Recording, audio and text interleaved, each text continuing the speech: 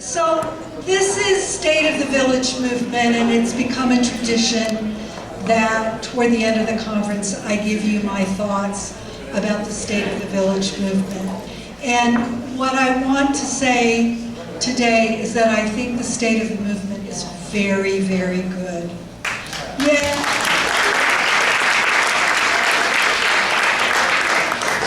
You all are here. We have new villages forming. We have lots of people around the state and in the aging services continuum who are paying attention. And we could really help solve some challenging situations. You know, COVID, well, first of all, the village movement grew slightly during the COVID era, and Dave Kuykendall and Pat Brown and several others conducted a survey at the end of 2021 and found that overall we grew 4% in our membership. And this was before this next boom of members, when people really realized, look, I don't have the kind of community I thought I had. I really need a village. So we've expanded and we're expanding more. And I think the other thing about the COVID era is that, you know, we reinforced our value as an infrastructure for social care. We kept our members safe and supplied, and we really held up that banner of social connection and community as the antidote for loneliness and isolation. And now the rest of the country is coming on board, and we have Dr. Vivek Murthy, who's really underscored that with his recent advisory. So I think we can claim that we're an antidote for social isolation and loneliness, that we're a powerful force for belonging, service, purpose, and meaning. And we were founded to serve as a unified voice and force to ensure the ongoing sustainability, growth, and impact of the village model. And our unified voice has found expression in the Master Plan for Aging. So if there's something you take away today, it's the Master Plan for Aging, the Master Plan for Aging. You heard Kim McCoy-Wade talk about it. You heard Susan Damaris. And just in a minute, I'm going to take you through this report. Village Movement California is both a coalition and a movement. As a coalition, we represent and are made up of grassroots, organized villages coming together. And we're only as strong as you are. So I make the case for villages every day. You know, Susan made that joke about she'll hear from me. And so I need you to step up and to fulfill your mission, and to really lean into the work that you're doing and that I know you want to do. And we're also a movement. And what a movement does is it changes policy. So we've been hearing about policy, and also changes opinions, changes the narrative. And we talk about how we want to revolutionize the experience of aging. That's what we're about. So during my first year with you, which was 5 years ago, I heard over and over again that villages are the best kept secret. Do you remember that? Villages are the best kept secret. And when I dipped my toe into the statewide aging world, I had a lot of explaining to do. I either needed to explain what a village was, or I needed to sort of fend off this concern about serving middle-income older adults. And being unknown was a driver of our organization's founding. How do we scale if we don't know who we are or what we're doing? Our leadership team invested in the work of building a brand, and I think we have a really strong brand. 5 years later, it's still viable and strong. I know for some of you that the word brand has corporate connotations, and some of the new folks in our incubator are a little touchy about that, but I want to say that I felt that way, and then I learned about the power of brand to convey the essence of what we envision, what we stand for, and what we do. And I think it's this strong brand combined with the master plan for aging, that has really helped people know us and understand who we are. Carolyn and I recently went to the California Association of Area Agencies on Aging, so C4A. So we're joking about acronyms in the other room, C4A. And that is the conference, the aging conference in the state of California. And in my first year, as I said, I had to explain. Carolyn and I were there. Everybody knew who we were. Everybody knew what we did. And they're really interested in hearing from us, partnering with us, and having us join the ecosystem. So I really want us to engage. That's another one of the messages. Let's engage. We take our Master Plan for Aging initiative very seriously. So Patrick, let's put it up there. I think a lot of you have heard me say this over and over again. Promote and adopt village models for older adult volunteerism and services, building on the strengths of California's diverse communities. This is really our foothold in this whole conversation, in this enterprise of supporting older adults, their caregivers, and their families. So we went to the state of California last year and asked them for $3 million. We asked them for a one-time $3 million. Lisa Coleman, very helpful with that. Many of you got involved in that and called in onto committee meetings and wrote letters of support. And you know what? We didn't get that money. You would have heard if we had. But we were so determined to fulfill this initiative. You know, this is a make or break moment for us, that we raised several $100,000 to build what we call our Technical Assistance Collaborative. And our Technical Assistance Collaborative right now has 3 parts. The first is a Village Incubator program, and Carolyn Ross is the leader of that program. She's doing an awesome job, and these are the components of the incubator. The learning community, the workshops, the curriculum and online curriculum, and coaching. And we have 9 groups that are involved in the incubator to start new villages. And here's the list of the communities that are engaged so far. This very representative of California's diverse communities of older adults. We have many ethnicities and sexual orientation represented here, and geography of the state. So we're very excited about this. This is our pilot year, and I'm planning on being so successful that we go back to Kim and to Susan. You know, Susan said, what do you want?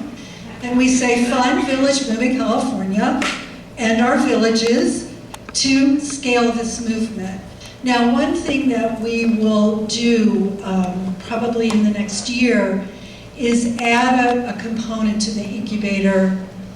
We're thinking of calling it Accelerator, where we really offer these same kinds of buckets of support to you, the existing villages, to help you accelerate the work that you need to do around, you know, whether it's fund development, whether it's advocacy, whether it's volunteer coordination, that kind of thing.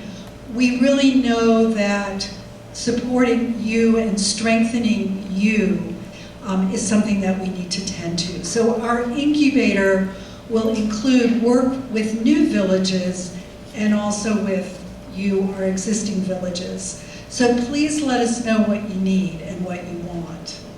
The other component of the Technical Assistance Collaborative is the DEI,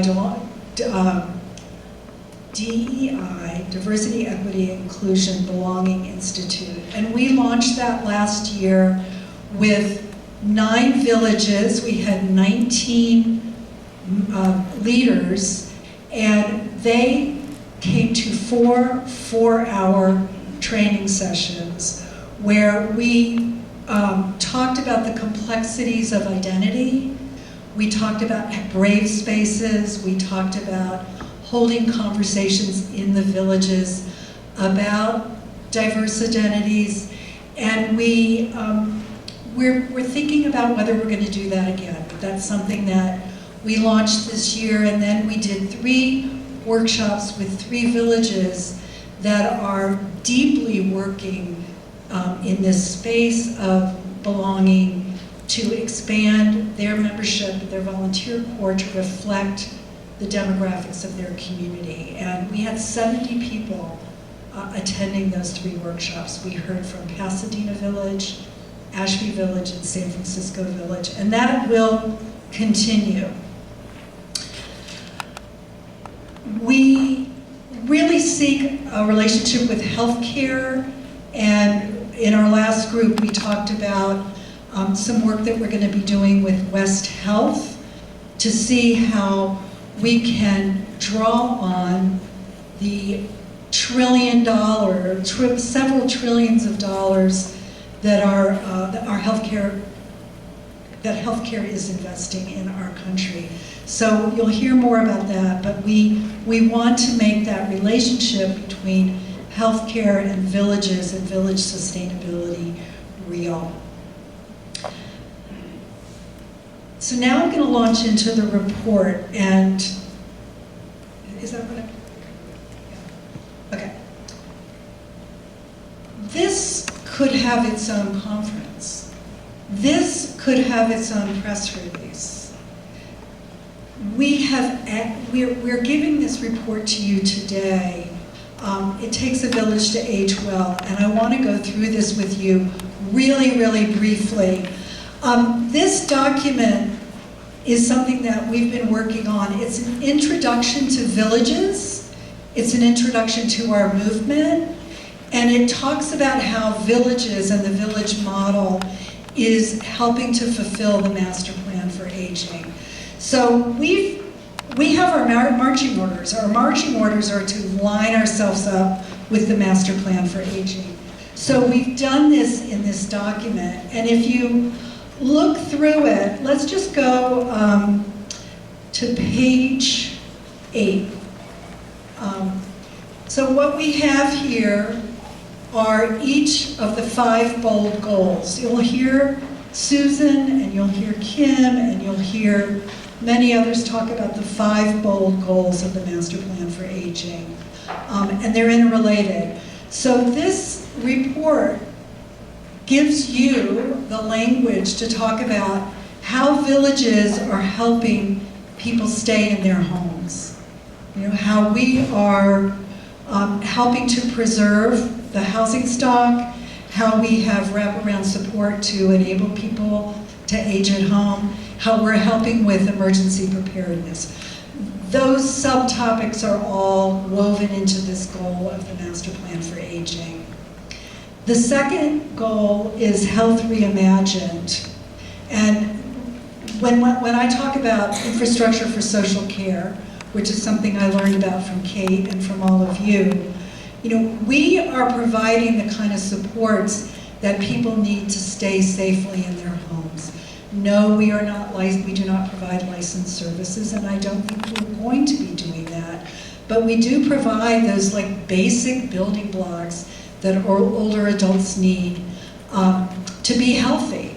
I was funded by Kaiser Permanente for 10 years in my last job, and Lowell Solomon, who was the Director of Community Health for the National Office, used to talk about how Kaiser Permanente understood how healthcare was not what happened in the exam room. It's what happens in the community. It's what happens in the home. And that's where we have our strength. Our eyes on our members through going into the home is entirely unique. It is something that we can really claim and build on. We're also sources of trusted information. And as we age into disability, as our volunteers become members and require more help, they can turn to us because they know who we are and they know that we are a trusted partner. The third goal is inclusion and equity, not isolation. That's where our specific initiative rests. And this is all about social connection, social integration, making sure that older adults have opportunities to volunteer, to be civically engaged, and for the state to offer opportunities for older adults to contribute their amazing skills and knowledge. So that's the third goal, and I think that we fit very well into that. The fourth is caregiving that works. We've talked about care and caregiving today, and so we can claim this goal as well. And then the fifth goal is affording aging. And I'd say part of what we do by being a relatively low-cost resource for older adults is that we help people stay at home. We help people stay there longer, and hopefully we're helping them to preserve some assets for when they either really need to be spending it on licensed care or to be sharing that with their larger family. So this report, I want you to study it. I want you to be able to use the language. You can use this language in your grant proposals. You can attach this as an attachment to your grant proposals. There will be a digital version available to you. We did a limited print run. We will be sending each village 2 or more copies of this for you to send to your state legislators, your assembly member and your senator. You might be in a village that has several. We'll study that and we'll send them to you along with a letter and speaking points for you to be able to share this with your legislator. You know, most of the legislators at the state are new. They don't know anything about aging, much less villages. So we want to inundate them with this excellent report so that they know who we are. One of the things that Lisa loves to say is, people don't fund what they don't know. So we got to let them know who we are and that we're very serious about being part of the larger ecosystem. And we care so much about what we do. I think one of the things that really struck me today was the deep, deep, deep caring that comes from all of you. And that's powerful. We will be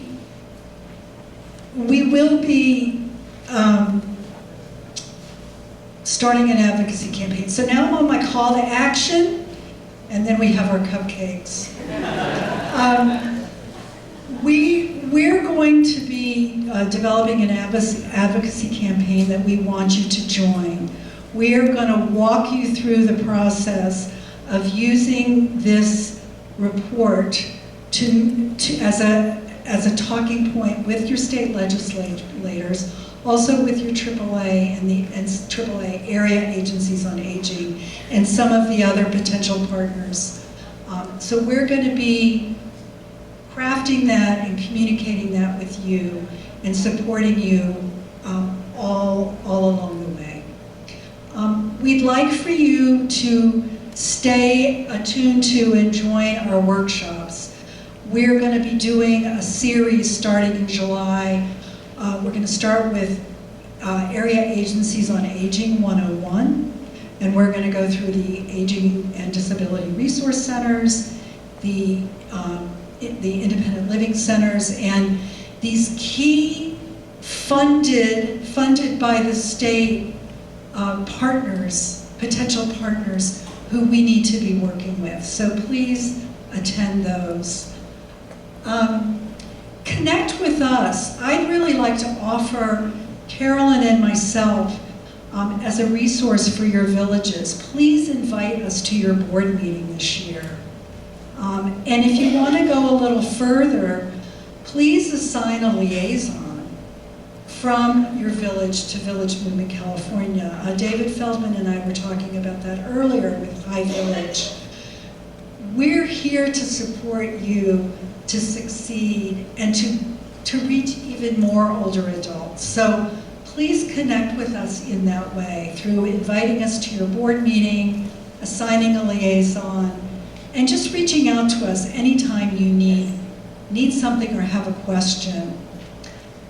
And then I want you to read our current events monthly and our newsletter on a monthly basis. That is the best place for you to learn about what's going on and for you to understand the opportunities that are available to you.